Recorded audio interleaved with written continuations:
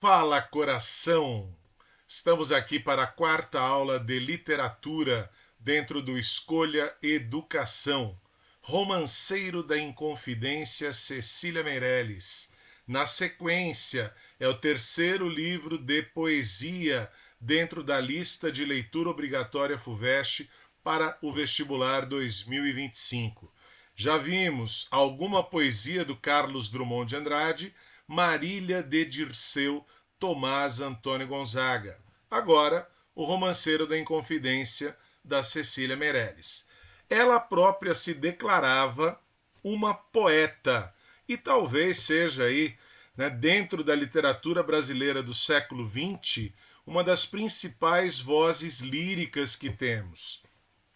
No entanto, a Cecília Meirelles, colocada dentro da história da literatura na segunda geração modernista, na geração de 30, ela não tem tantas características assim do modernismo. Ela é muito mais uma poeta ligada à estética simbolista, e aí vocês vão encontrar em muitos lugares Cecília Meirelles como neossimbolista, do que propriamente aquela literatura parecida com a do Drummond.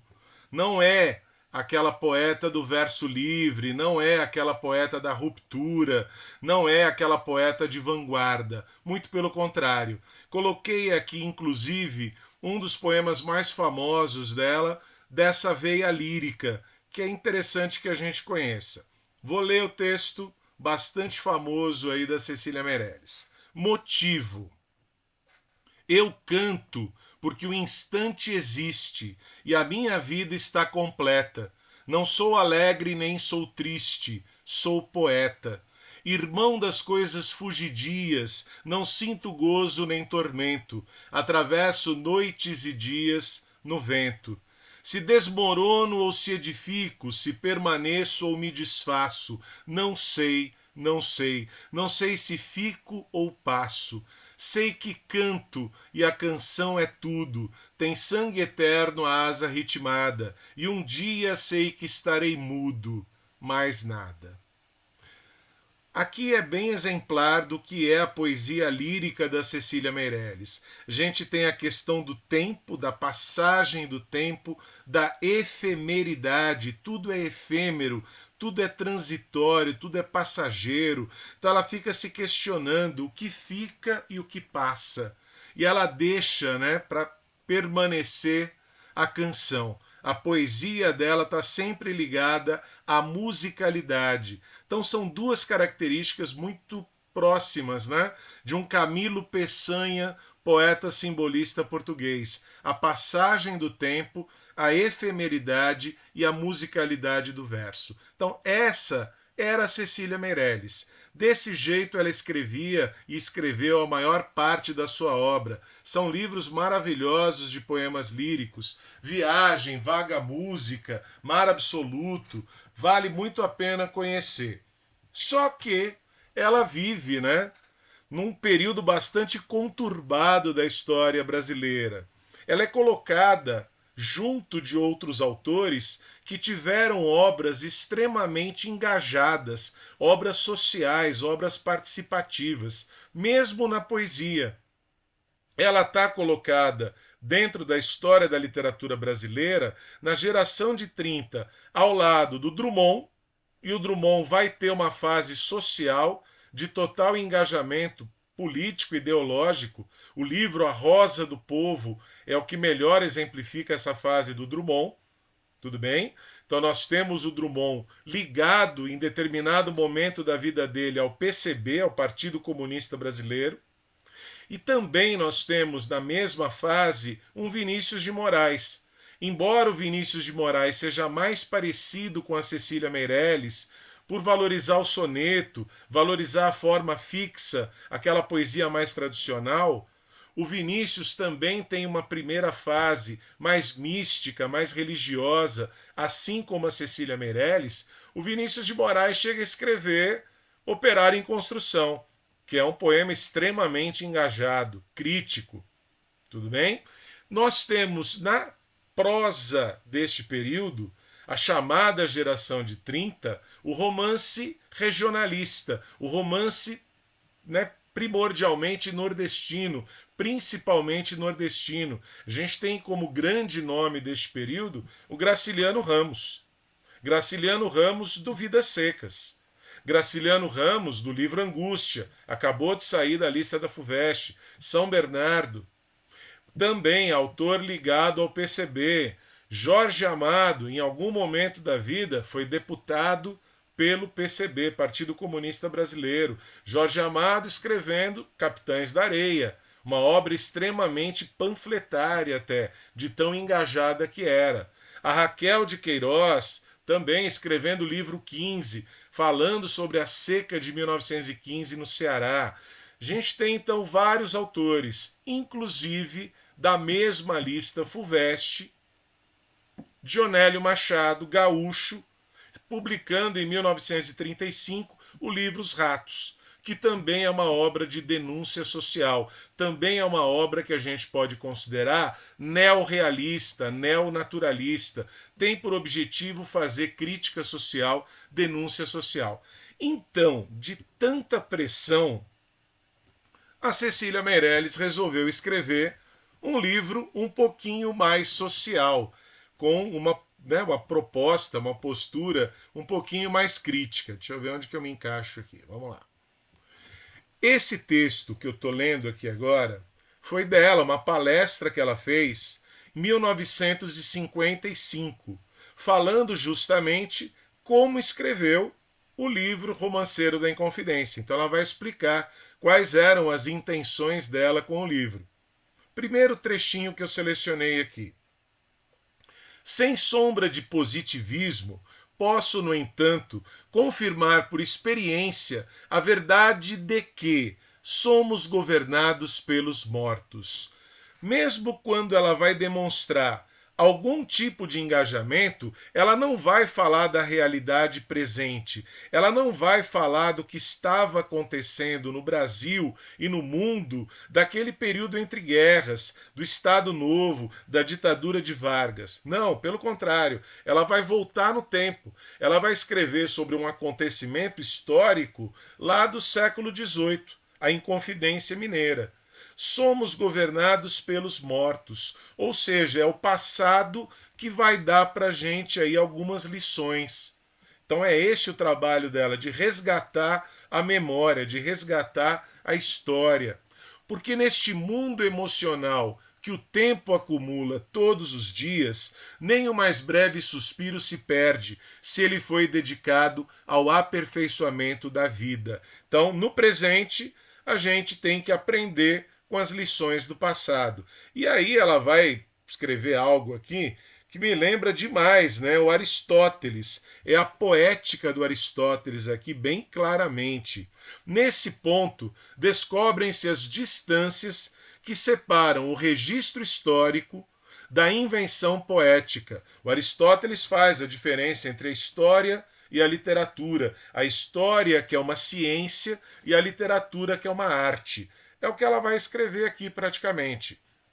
O primeiro fixa determinadas verdades que servem à explicação dos fatos. É isso que faz o historiador.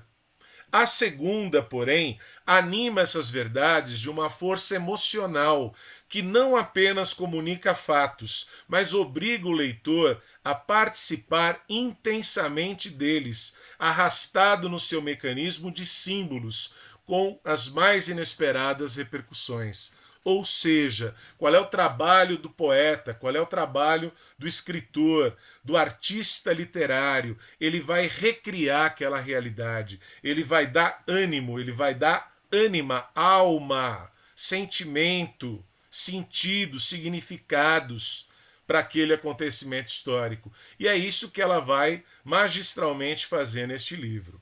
Ainda desse texto dela, a gente vai ter a explicação do porquê que o livro é um romanceiro. E aí ela recua ainda mais no tempo.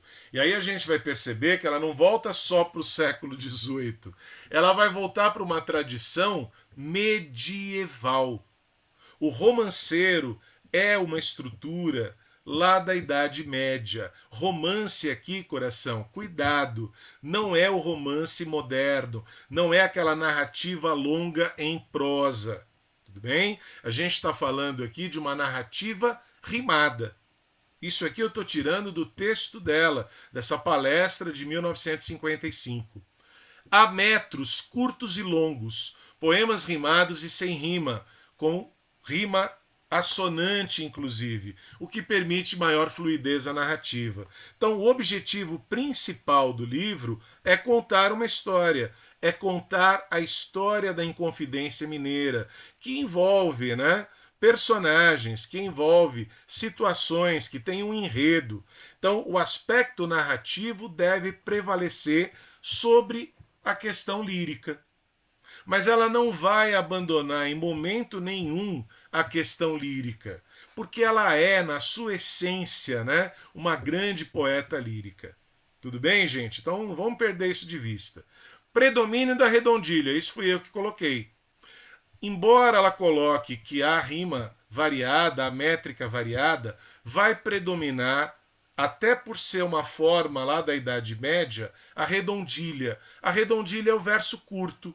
Redondilha menor, 5 sílabas poéticas. Redondilha maior, 7 sílabas poéticas. São as formas poéticas mais populares, mais famosas, mais usadas em diversos períodos da história.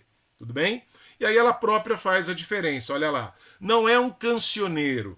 Se fosse um cancioneiro, prevaleceria o quê? O aspecto lírico. Não, é um romanceiro, porque ela quer que prevaleça aqui o aspecto narrativo, a história que ela quer contar. O livro é dividido em 5 partes, e essas 5 partes vão se organizar em torno de 85 romances. Cada romance, um poema narrativo. Esses poemas narrativos, gente, em torno de 1, 2 páginas. Tudo bem? Não são poemas muito longos, mas também não são poemas tão curtos assim. A gente vai ler vários aí para conhecer um pouquinho. Beleza? Essa divisão em 5 partes, ela é uma divisão cronológica. Olhem lá. Primeira parte são os 19 primeiros romances do livro. Antecedentes, aquilo que antecede a Inconfidência Mineira. Então aqui ela vai falar sobre o quê? Principalmente a mineração, a descoberta do ouro, a descoberta do diamante na região das Minas Gerais e alguns fatos que ficaram notórios aí dentro desse período. Talvez o mais famoso deles, Chica da Silva, a gente já vai ver. A segunda parte é o conflito.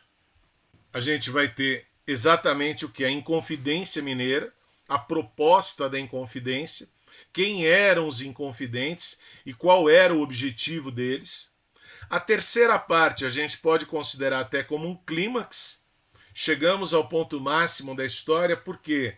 Porque os mártires, e ela amplia aqui, além da figura do Tiradentes, que é o protagonista, que é o mártir principal, é aquele que paga com a própria vida, ela também vai dar bastante destaque para a morte do Cláudio Manuel da Costa.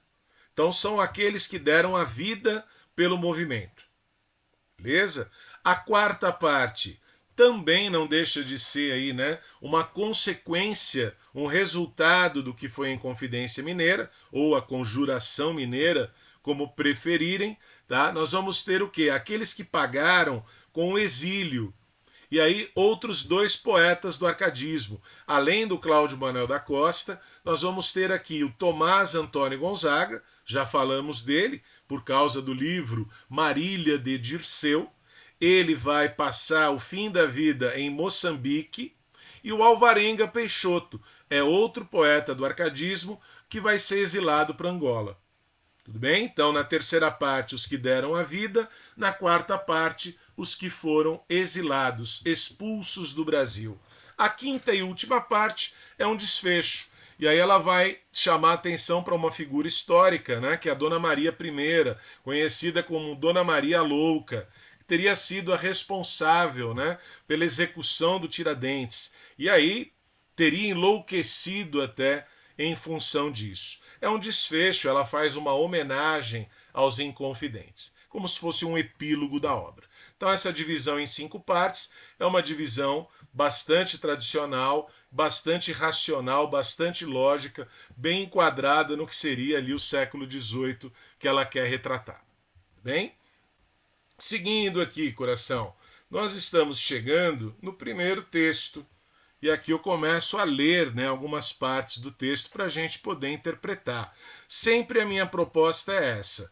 Eu vou ler com vocês, tudo bem? Eu vou tentar, a partir do trecho, identificar a obra, identificar as características da obra. Evidente, quando se trata de poesia principalmente, o que uma FUVEST ou qualquer vestibular vai fazer?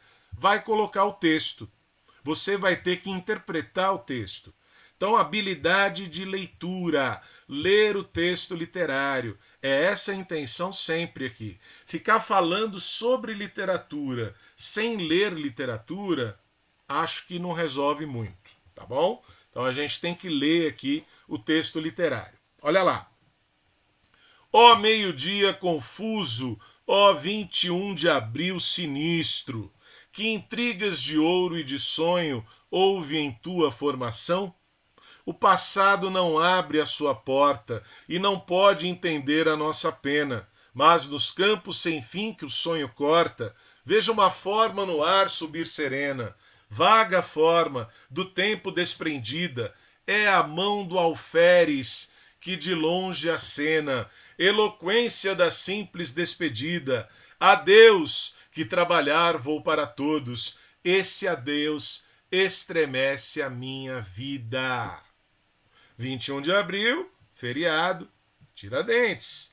A execução de Tiradentes, aquele que paga com a própria vida, o único que foi executado em praça pública para servir de exemplo. Tudo bem, coração? Esse Tiradentes vai aparecer no livro como protagonista, como herói, como mártir, aquele que se sacrificou. Se você associou com a figura, né, de Jesus Cristo, perfeito. É essa imagem que vai ser criada em relação ao Tiradentes. Ele passa a ser, sim, o nosso herói da independência. Como não houve esse herói no Brasil, o Brasil não teve uma guerra de independência, pelo menos não na história oficial, o Tiradentes, quando proclamada a República, passa a ser essa figura. E aí é lógico, né? Colocam o Tiradentes nas representações pictóricas, nas pinturas, cabeludo, barbudo, associado àquela imagem do próprio Cristo, daquele que foi sacrificado para defender uma causa. Tudo bem? Detalhe nesse texto que eu quero que você perceba. É o presente visitando o passado. O eu lírico eu não vou deixar de entender. A poesia da Cecília Meirelles, tá? Como não sendo lírica, ela é lírica. Então é sempre aquele olhar lírico, é sempre aquele olhar do sentimento. Olha o final desse texto, coração. Esse adeus estremece a minha vida. A minha vida, vida do eu lírico, é impactada pela obra, pelo gesto, pela atitude do Tiradentes. Então é a atitude do Tiradentes que vai provocar essa reação emocional do eu lírico. Então o eu lírico quer contagiar o leitor com o mesmo sentimento. Tranquilo? Então nós temos sim o aspecto narrativo, mas em momento nenhum ela deixa de colocar ali o olhar lírico, que é a marca registrada, é a principal característica da poesia da Cecília Meirelles. Tudo bem? Também aqui, coração, estamos no início, naquela primeira parte, olha lá. Romance 2, ou do Ouro Incansável. Eu quero que você perceba aqui o quanto há de temporal, aquilo que está inscrito no tempo, está inscrito na história, e o quanto há de universal e atemporal. É isso que faz a poesia, é isso que faz a literatura com o acontecimento histórico. Vai além do acontecimento histórico. ultrapassa os limites do acontecimento histórico. De seu calmo esconderijo, o ouro vem, dócil e ingênuo, torna-se pó, folha, barra, prestígio, poder, engenho. É tão claro e turva tudo, honra, amor e pensamento. É genial, né? É muito bom esse texto aqui. Por quê? Porque ela sai do concreto e ela mistura com o abstrato. O ouro vai ser transformado, a pedra bruta que é o ouro, ela vai ser transformada em quê? Ouro em pó, ouro em folha, ouro em barra, que são elementos concretos, materiais. Mas também esse mesmo ouro vai se transformar em quê? Em prestígio, em poder, em engenho. Então, o ouro que vai ser utilizado para um monte de coisa boa e para um monte de coisa ruim. É tão claro, brilha, né? Mas turva tudo, escurece tudo. Olha a antítese. Ela vai colocar aí essa oposição de ideias. Vai turvar, vai escurecer. O quê? Honra, amor e pensamento. Então, lógico, né? Quando ela fala em ouro aqui, ela está falando, evidentemente, de bens materiais. De pessoas que se corrompem, que se deixam corromper pelos bens materiais, pelo ouro, por exemplo. Então, isso que ela está colocando é temporal, aconteceu no século XVIII, né, no Brasil, nas Minas Gerais, mas acontece desde sempre. Tudo bem? Na história da humanidade acontece desde sempre. Romance 5, ou da destruição de ouro podre. Olha lá. Aqui eu quero que você perceba, né? Ela está antecipando, embora seja aquela primeira parte dos antecedentes, ela está antecipando o que vai acontecer na história central, na trama central do livro. Embaixo e em cima da terra, o ouro um dia vai secar. Toda vez que um justo grita, um carrasco vem calar. Quem não presta fica vivo, quem é bom mandam matar. Óbvio, né, que quem é bom aqui é a figura do Tiradentes. A figura que vai ser tratada como um verdadeiro herói, o mártir, aquele que deu a vida em sacrifício para defender a liberdade. E quem não presta? Joaquim Silvério dos Reis, o delator, o traidor, o Judas da história. E é dessa forma que ela vai apresentar essas duas figuras, essas duas personagens centrais da trama. Tudo bem? Então aqui você tem a antecipação do tema central do livro. Joia? Falei antes, agora chegamos, né? Olha aí uma das personagens mais famosas, né, da história colonial do Brasil. Chica da Silva já virou música do Jorge Benjor, já virou filme, Zezé Mota fazendo a personagem principal, já virou novela de televisão. Telenovela foi ali o início da Thaís Araújo. Então é uma figura bastante famosa da história do Brasil colônia. Olha lá, 1732 a 1796, século XVIII. Ela vai ser comprada como escrava pelo contratador de diamantes João Fernandes. Era o homem mais rico ali da região. Arraial do Tijuco ou Diamantina. Região de diamante, o nome já está dizendo. Ele compra como escrava e depois vai alforriar. Se apaixona pela Chica da Silva e aquela que era escrava vai se tornar senhora. Então imaginem, né? Naquele Brasil colonial, naquela região ali de muito dinheiro, de muita riqueza, a escrava transformada em senhora. E ela vai ter com esse contratador, João Fernandes, 13 filhos, todos assumidos por ele.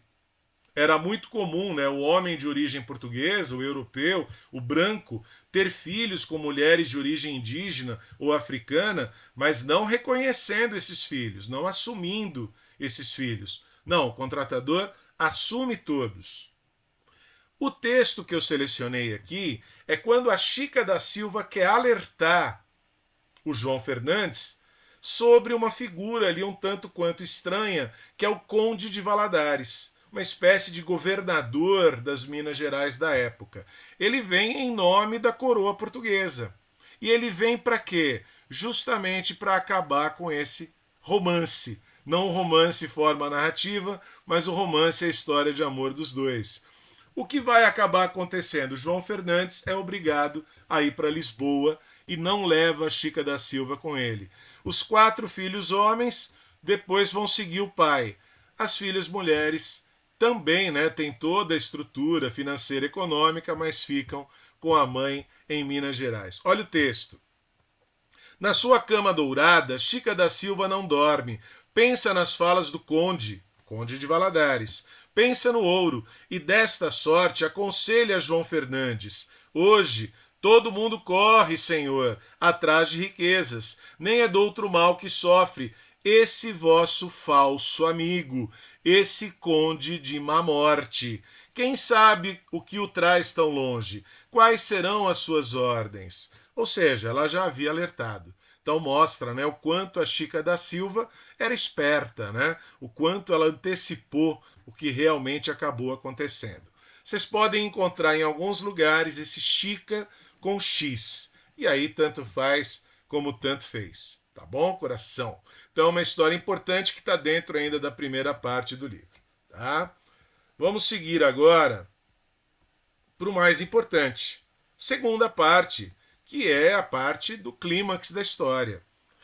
Aqui, coração, o foco é a Inconfidência, o que foi a Inconfidência. Então, esse romance 24, ou da Bandeira da Inconfidência, talvez seja o mais famoso do livro.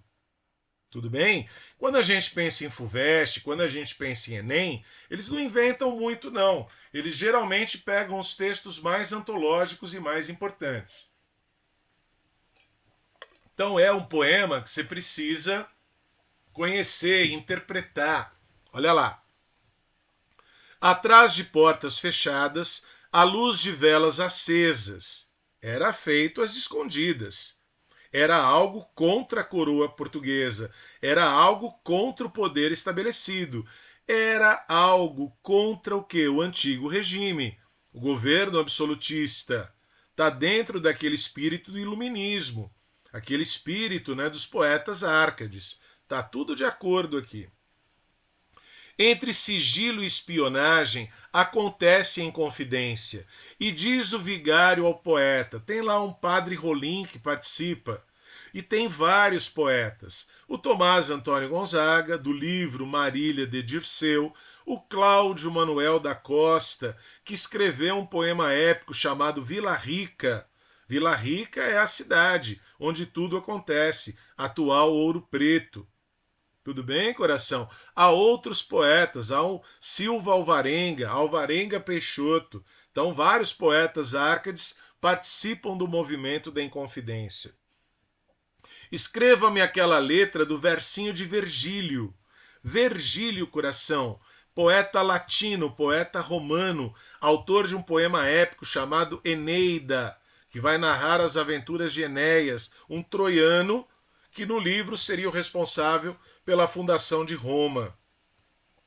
E dá-lhe o papel e a pena, e diz o poeta ao vigário com dramática prudência: tenha meus dedos cortados antes que tal verso escrevam. Qual é o verso? O que sai aí do poeta Virgílio? Libertas quais será também, liberdade ainda que tarde, liberdade ainda que tardia, a bandeira dos inconfidentes, que acabou se transformando hoje aí na bandeira de Minas Gerais. Eles lutam pela independência de Minas Gerais. Já disse isso na aula lá do Marília de Dirceu, e agora vou repetir, para a gente não esquecer. Eles lutam pela independência de Minas Gerais, porque não havia esse conceito, essa ideia de Brasil. Imaginem como eram os transportes lá naquele século XVIII. Imaginem como é que eram as comunicações. Então, falar de Brasil, de unidade federal Brasil, fora de cogitação. A preocupação deles com aquilo que estava acontecendo em Minas Gerais. não pagar pesados impostos para a coroa portuguesa. Liberdade. Qual liberdade que está sendo exaltada aqui, coração? A Cecília Meirelles coloca de uma forma belíssima, né? Mas eu vou fazer um alerta aí e uma ressalva. Olha lá. Liberdade, essa palavra que o sonho humano alimenta, que não há ninguém que explique e ninguém que não entenda. Se você já assistiu a um curta-metragem chamado Ilha das Flores, muito bom, por sinal, ele termina com essa citação da Cecília Meirelles. Lindo trecho, mas precisamos fazer essa ressalva. Ela não está falando, por exemplo, da libertação dos escravos. Os inconfidentes eram proprietários de escravos. E o que eles querem aqui é apenas e tão somente uma liberdade econômica. Eles estão trabalhando com a mineração e eles querem o lucro da mineração. Eles não querem dividir este lucro, praticamente metade deste lucro, com a coroa portuguesa, com o absolutismo português. Então, são burgueses ilustrados. Aquilo que eu falei lá sobre o arcadismo, o neoclassicismo, continua valendo aqui. É a Cecília Meirelles retratando esse período. É uma escritora, uma poeta do século XX, publicando o livro em 1953, mas falando de um acontecimento do século XVIII, que vai ter ali o seu auge, 1789.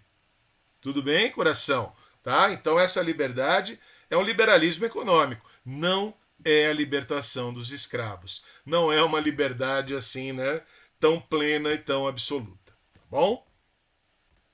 Aqui eu estou atrapalhando, deixa eu me esconder. Pronto. Acho que aqui tá bom. E aí, voltamos, né, para o núcleo central, para a trama central. Aquela inconfidência foi delatada, foi denunciada. Temos um traidor que é o Joaquim Silvério dos Reis. E aí ela vai colocar essa figura como vilão da história, né, como verdadeiro aí, né, oponente, e ele é aproximado daquela figura religiosa do Judas. Olha lá. No grande espelho do tempo, cada vida se retrata, os heróis em seus degredos, exílios, ou mortos em plena praça. É aquilo que vai acontecer, né? Quem foi degradado? Tomás Antônio Gonzaga para Moçambique, Alvarenga Peixoto para Angola. Ou mortos em plena praça, Tiradentes. O Cláudio Manuel da Costa, segundo a história oficial, cometeu suicídio na prisão. Mas ela vai levantar uma outra suspeita, daqui a pouquinho a gente já vai ver. Tudo bem? Os delatores cobrando o preço das suas cartas. Ou seja, recebeu uma grana, né, para entregar a todo mundo. Melhor negócio que Judas fazes tu, Joaquim Silvério, pois ele encontra remorso, coisa que não te acomete. Ele topa uma figueira, tu calmamente envelheces, orgulhoso e impenitente, com teus sombrios mistérios. Pelos caminhos do mundo, nenhum destino se perde, aos grandes sonhos dos homens e à surda força dos vermes. É muito boa a poesia dela, né? Tem ritmo, tem musicalidade. Ela consegue trabalhar muito bem aí a métrica e a rima. É isso que me agrada bastante na Cecília Meirelles. E fazendo a crítica. Tudo bem? Óbvio, gente, é aquela crítica dentro, né, da visão burguesa do movimento. Mas é uma crítica defendendo a liberdade. Tá joia? Olha o Cláudio Manuel da Costa, já estava logo na sequência. Nós estamos aqui naquela terceira parte. É uma espécie de clímax, né? Porque a gente tem o quê? O resultado da inconfidência. Tudo bem? Além da delação, a gente vai ter o quê? As mortes. Aqueles que pagaram com a própria vida. Tudo bem? Romance 49 é o de Cláudio Manuel da Costa. Dizem que não foi atilho nem punhal atravessado, mas veneno que lhe deram, na comida misturado, e que chegaram doutores e deixaram declarado que o morto não se matara, mas que fora assassinado. Opa! Aí ela muda tudo. A história oficial contada, né, narrada pelos portugueses, que chamam o movimento de Inconfidência, dizem o quê? Que ele suicidou, que ele cometeu suicídio na prisão. Ela está dizendo que não, que ele foi suicidado. Lógico, uma brincadeira, né? Que ele foi assassinado. Então ele seria a segunda vítima fatal do movimento. Não só o Tiradentes foi executado, Tiradentes em praça pública, mas também o Cláudio Manuel da Costa, né, um líder bastante expressivo do movimento, teria aí, né, pagado com a própria vida. Tá bom? Esse texto ele é super bonito e toda hora aparece em vestibulares e no Enem, tá bom? Por quê, coração? Porque aqui a gente tem aquela famosa metalinguagem. É aquela poesia sobre a própria poesia. É o poder da palavra. Tudo bem? Para uma poeta como Cecília Meirelles, que sempre soube, né, trabalhar esteticamente a palavra, então é um texto extremamente importante. Romance 53, ou das palavras aéreas. Ai, palavras, que estranha potência a vossa. Ai, palavras, sois de vento, ides no vento que não retorna, e em tão rápida existência tudo se forma e transforma. Sois de vento, ides no vento, e quedais com sorte nova. Ai, palavras, que estranha potência a vossa. Todo o sentido da vida principia a vossa porta, o mel do amor cristaliza seu perfume em vossa rosa, sois o sonho e sois a audácia, calúnia, fúria, derrota. Tudo é palavra. A palavra dá sentido, dá significado para todas as coisas que existem. Para o amor, para a vida, para a existência, sempre é a palavra. Não à toa, né? Nós temos aquela famosa expressão bíblica, no princípio era o verbo. Então é lógico que aqui o verbo é a palavra e ela mostra essa potência, esse poder da palavra. É a palavra que dá ânimo, que dá vida. Tudo bem? Para todas as coisas que existem, boas e ruins. Para os heróis e também para os vilões. Chegamos. Botei até a capa do livro aí de novo, porque, né? Aqui chegamos ao auge, ao clímax, que é o silêncio do alferes. Alferes Tiradentes. Alferes é uma patente militar. Tudo bem? Então Tiradentes, além de dentista, né, tinha essa patente militar. E não era, né, dos mais ricos do movimento. Talvez até por isso tenha sido aí o único executado em praça pública. E aí total destaque para o texto, que é o clímax de toda a história, de toda a narrativa. Romance 63, ou do Silêncio do Alferes. Tanto tempo na masmorra, tanta coisa mal contada. Os outros têm privilégios, amigos, ouro, parentes. Só ele é que não tem nada. Já lhe vão tirando a vida, já tem a vida tirada. Agora é puro silêncio, repartido aos quatro ventos, já sem lembrança de nada.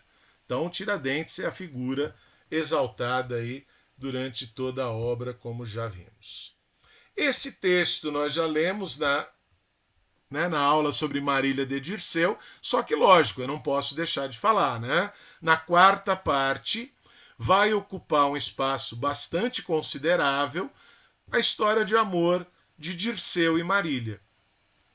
Dirceu era o pseudônimo pastoril, né, do Tomás Antônio Gonzaga, e Marília era o pseudônimo pastoril da Maria Doroteia Joaquina de Seixas. Já falamos bastante, porque é outro livro da lista, mas é lógico, até por serem dois livros muito próximos, é bem possível que cobrem alguma relação entre eles. Então não dá para perder de vista isso daí. Tá? Romance 71, de Juliana de Mascarenhas. A Cecília Meirelles vai levantar essa questão. No livro Marília de Dirceu ela não vai aparecer, mas a Cecília Meirelles destaca o Tomás Antônio Gonzaga, tão apaixonado, né, pela Maria Doroteia Joaquina de Seixas, vai passar o fim da vida dele longe dela, em Moçambique, e lá ele vai se unir a essa Juliana de Mascarenhas. Então, óbvio que a Marília vai ficar inconformada com essa situação, ter sido trocada, né? Aquela paixão toda tão exaltada nas palavras, nas liras, nos poemas, que vai ser praticamente esquecida pelo amado Dirceu. Tudo bem? Estamos chegando aqui praticamente no final da última parte. Eu não destaquei nenhum poema, mas aqui ainda da quarta parte acho que vale a pena considerar o Alvarenga Peixoto. Alvarenga Peixoto é um outro poeta do arcadismo, e a relação dele com essa Bárbara Heliodora, ela é uma relação muito mais consistente, é um casamento.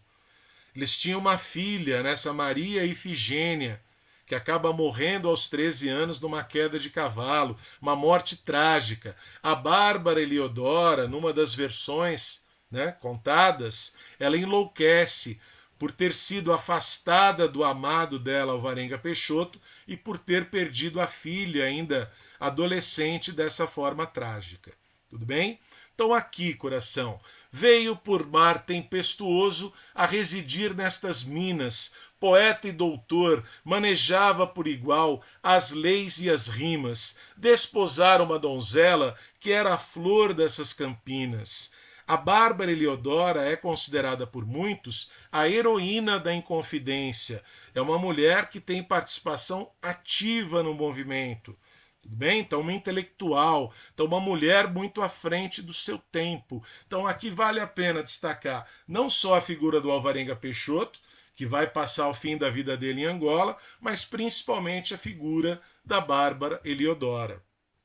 E por inveja e por ódio, confusão, perversidade, foi preso e metido em ferros, um homem de leis e de arte, foi preso só por ter sonhos acerca da liberdade. Então, lógico, o livro inteiro exalta, a liberdade como grande valor aí do ser humano, e aí, lógico, vale a pena lembrar aqueles 4 versinhos, da liberdade, esse sonho que o coração humano alimenta. Beleza, coração. Então, lógico, é um livro que tem uma questão histórica, mas ultrapassa essa questão histórica. Você tem que embasar o contexto, sem dúvida nenhuma. Está falando de um acontecimento da história do Brasil. Ela, inclusive, se coloca nesse papel de resgatar a memória, de resgatar a história, para que o brasileiro tenha, assim, memória, conhecimento do seu passado. Os mortos nos ensinam lições, então a gente tem que aprender com eles. Ela vai fazer esse trabalho aqui, sem dúvida nenhuma. Mas você tem também que ultrapassar o contexto histórico e perceber o que há de atemporal, que é a mágica, a magia da poesia, da palavra, que tão bem destaca a Cecília Meirelles. Beleza, coração? Sempre pedindo para vocês darem uma força aí para o nosso canal Escolha Educação. Tudo bem? Curtir, comentar. Se tiver pergunta para fazer, pode fazer, a gente vai respondendo sempre que possível. Beleza? Compartilhe com seus colegas, se inscreva no canal, isso dá uma força aí para a galera toda. Tá bom? Aquele abraço e até a próxima. Valeu!